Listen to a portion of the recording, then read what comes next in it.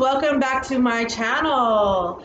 Good morning, and the earth says hello. So it is morning. We are doing a coffee combo with Connie, and this is my friend Connie right here. I've known Connie since high school. We met freshman year, and we just came to quick friends. Quick friends, that sounds weird. We just started hanging out. It was like we had known each other for a while, so that is the case with Connie. Connie did agree to come on to this show because she's seen my story and she thought, well, maybe her story could help somebody too. I haven't really heard too much of this story, so I'm going to let Connie tell her story, and then I'm going to tell you what I saw, what I was there for, which was not a lot, and how I dealt with it, how she dealt with it, things like that. But for me, Connie was the fun person in high school. I'm just gonna say she was a cheerleader. She was the friend that you had fun with, the friend that you could trust, the friend that was always there. It was always me, Courtney, and Connie. That was it. The three of us, we went everywhere. Courtney came from a pretty strict household, but Connie was a whole nother story. Connie came from really strict, and I don't think her mom was really strict. I think her mom just, now being a parent, was just doing the best that she knew how to do and trying to make sure that everything was good. So I'm sure Connie will probably think differently. Yeah, no phone calls after 8. I couldn't do anything, couldn't go to any parties.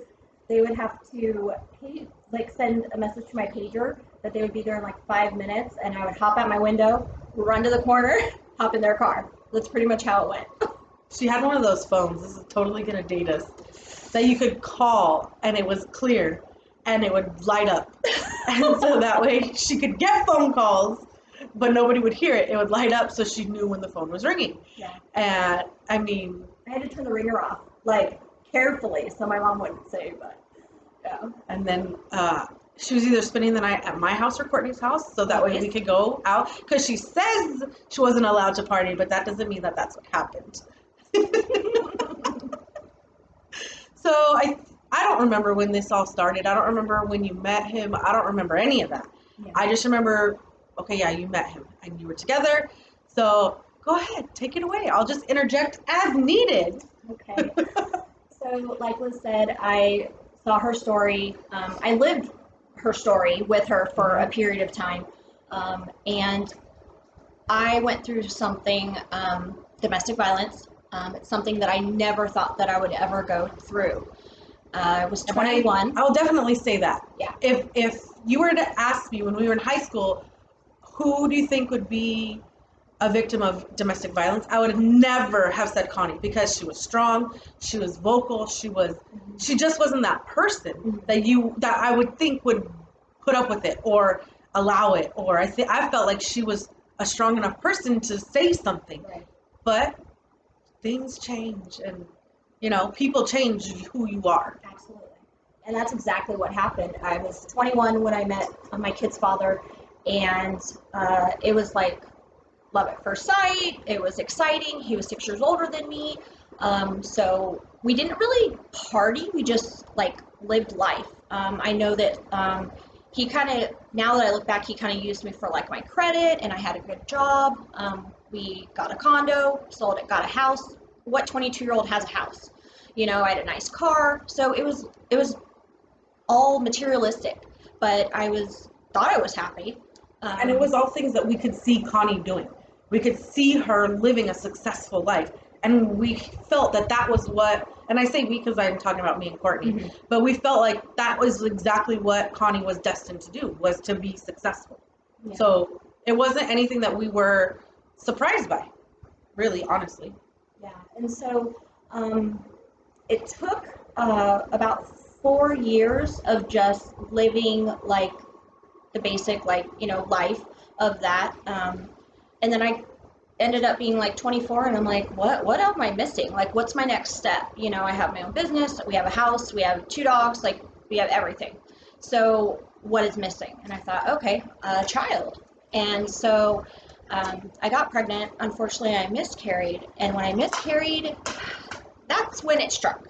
that's when I just kind of lost my independence. I lost my strength because I was devastated. I felt I want to be a mom. That's what I'm destined to do. That's one of my purposes in life. And I think he saw that as just a point to just move right in and have the old Connie just come right out and groom a new person. And I didn't see it. I didn't see it happening, but I slowly stopped, talking to my friends. I wouldn't hang out with them, wouldn't even, call. They would call to check up on me, and I'd be like, oh, I'm cleaning. They're like, why are you cleaning again? You're cleaning all the time. Like, it was everything I did was like for him. And he didn't work. He stayed home, played video games, and smoked pot. And I worked. I worked 2 jobs actually. So I was never home. He would go out every weekend, Friday, Saturday, sometimes not come home. Sometimes he came home and I would find, bras in his car, in my car. My car seat, like the base was moved. And I'm thinking like, why would you move like our child's car seat into the trunk of my car?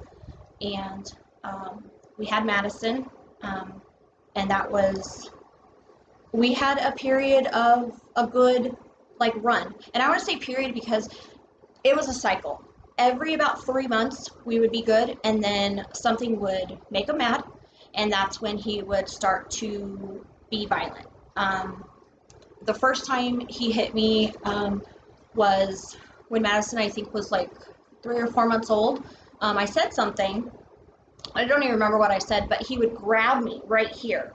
And this is where he would always do. He would grab me so hard to where this area would be swollen and tender to touch, and just like get in my face. And then he would poke me like really hard. So like my chest, my skin would be tender. And that's how he got my attention. And then slowly, like, he would tell me, oh, you don't need a bank account.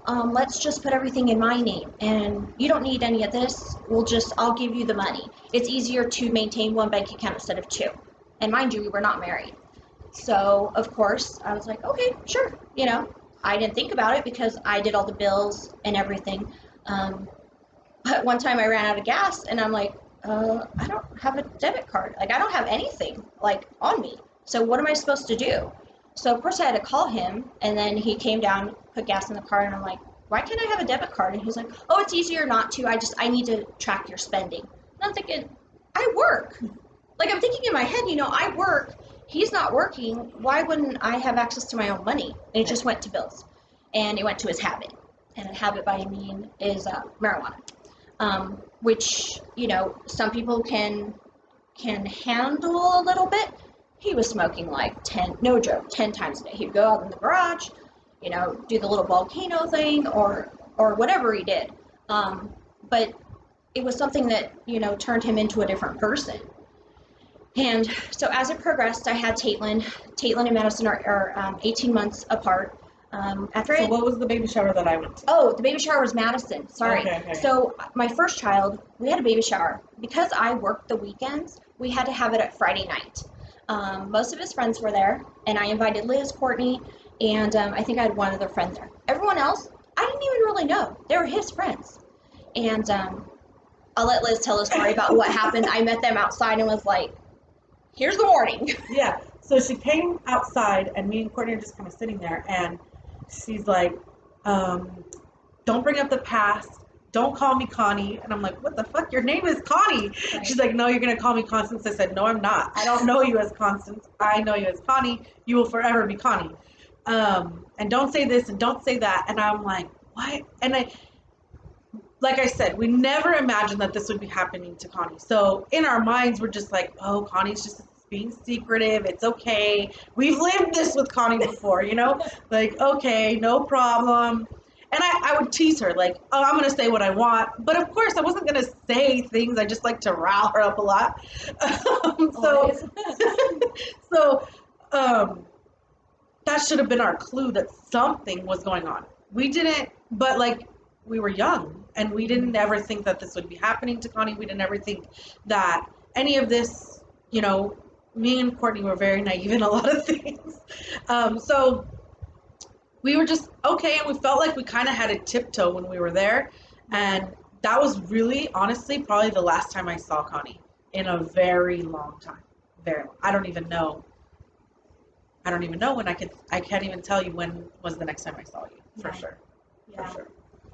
But I had Caitlin our second, and she was a high-risk pregnancy. She ended up in NICU for 3 days. She was in peds for 2 days.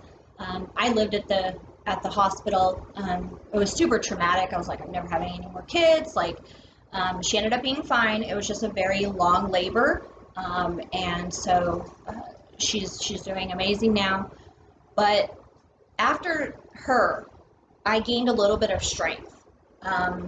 When he would yell at me or he would cycle, I think Caitlin was like 3 months old. I left. And I went to my aunt's in Corona, and I didn't tell him where I was. And he was blowing up my phone. He was like, I'm going to get help. I want a family and this and that. And I'm like, okay, well, you need to get help because I can't keep doing this. This is not fair. And now I have, 2 children to take care of. And so stupid me went back, and things were okay for a while, and then it just got bad again. But this time, he got more physical. He would headbutt me to where I would have a huge knot on my forehead. He would smack me. He would like to do this a lot, just and push me up against the wall, get in my face, spit in my face, just extreme disrespectful. If I didn't do something right, and I meaning like cooking, cleaning, like anything. He was very OCD. At this time, I didn't see the mental illness, but now it makes a lot of sense. Like he cycled like bipolar, like that type of mental illness would, and he would spend tons of money, and then when I asked for something, it would be like, no, you can wait. He never bought me a gift for Christmas or my birthday. He would give me like $100, be like, oh, you can get whatever you want. I'm like, I never opened anything. And I thought like, okay, that's kind of weird, but okay. I think he got me flowers like once. But I mean, like, he just wasn't a very caring person. He was very selfish and narcissistic, and that's just how he was.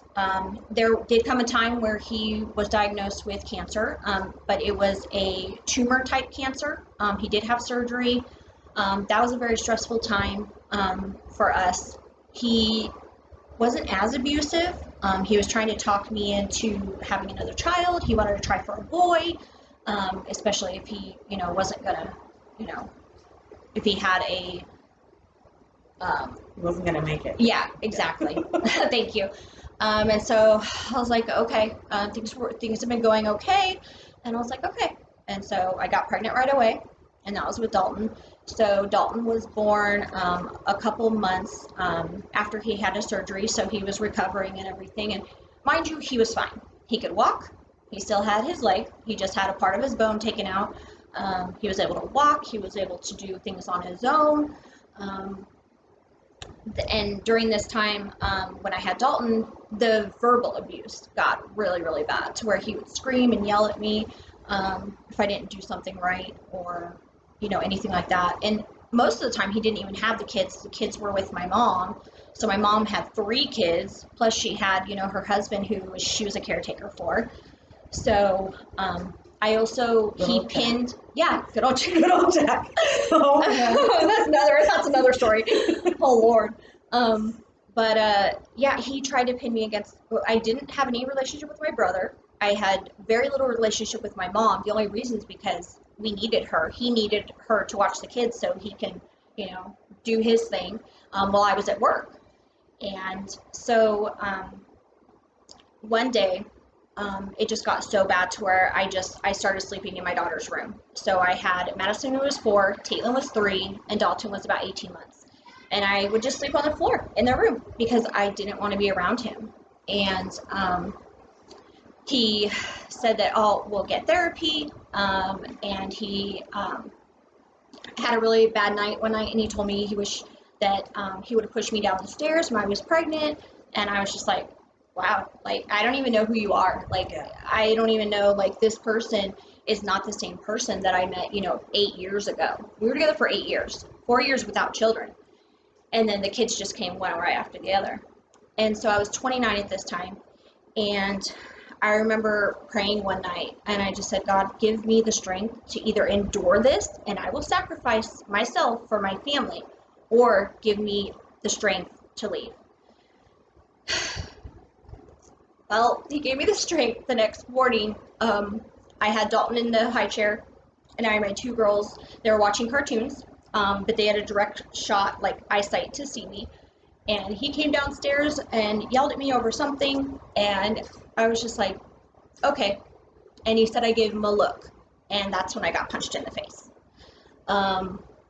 And I was in so much shock, like I scampered back and I was like, oh my God, did this just happen? It was like the punch of like everything, I saw everything clearly. Like I wasn't blinded anymore.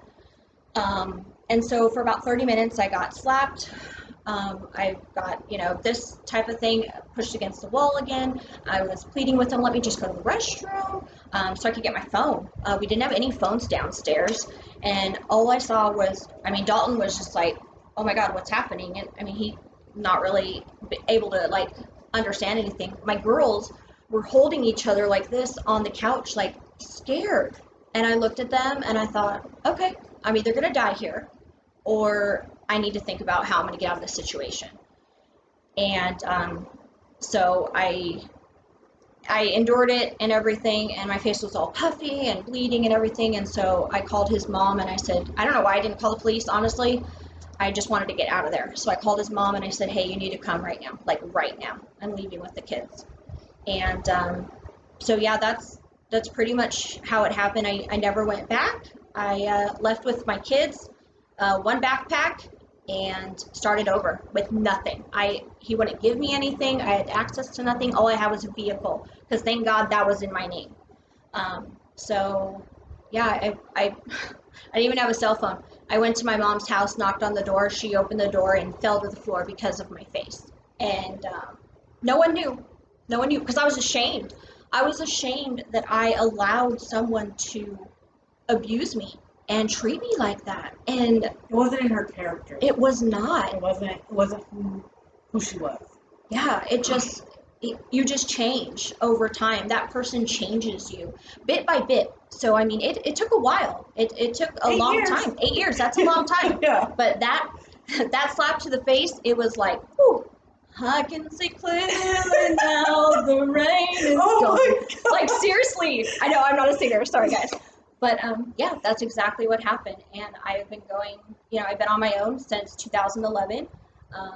And, it's been civil up until 2017. Unfortunately, I had to get a restraining order. Currently, we have a 10-year criminal restraining order against him because he keeps violating. And that's just, it's sad because my children know their father, but they don't really know him. Like he would have them once a week or whatever. I always wanted him to be a part of their life, but he chose to either do drugs, have, not get help for his mental illness, which there's so much help available. Just go check yourself in, get a therapist, get on medication, be a parent. You can be a father, but he chooses not to. So me as a mother, I have to do whatever I can to keep my children safe. And that's what I'm doing, and that's what I'll continue to do. Right, exactly. And if you're in this situation and you don't know what to do, there are outlets, there are ways to, get help. It may not seem like there are ways. Connie was lucky that she knew she could always go to her mom's house. Mm-hmm. She could have come to Courtney's house. She could have gone anywhere, really. So she was very lucky in that aspect. Some people may not be. If you have any questions, please, I'll find something for you. Well, you can actually, you can call 211, and that will give you the support services. And after I went through this, I started to volunteer my time to the House of Ruth, and they're local. They're in Pomona. There's houses all over. Yeah, there's so many places, and they will protect you. They will keep you safe. You are strong enough. You are worthy. You can do this. There's no need to live in a domestic violence situation. You will get through this. You have people rooting for you that you don't even know. There's also websites that you can go to. On the top, they have like a quick escape. Okay. Because I did look at those. And then if he ever checks the browser, it's something random, totally random. So there are things that you can do, but just know that you are not alone. You do not deserve the treatment that is being done, and there are people that will help you. So I do appreciate Connie coming and telling her story. It takes a lot of courage to come and tell your story. It seems kind of easy when we're doing it, but I promise you it's not. But I do appreciate it. Once again, if you have any questions, leave them down below. If you like this content, I'm definitely going to be doing more. I'm trying to do a little bit more fun things, but this is, serious topics that we've all lived through and that thousands of people live through every day. So I'd like to help as many people as I can. With that, don't forget to subscribe, hit the bell so you can get notified when a new video comes up. But thank you and have a great day.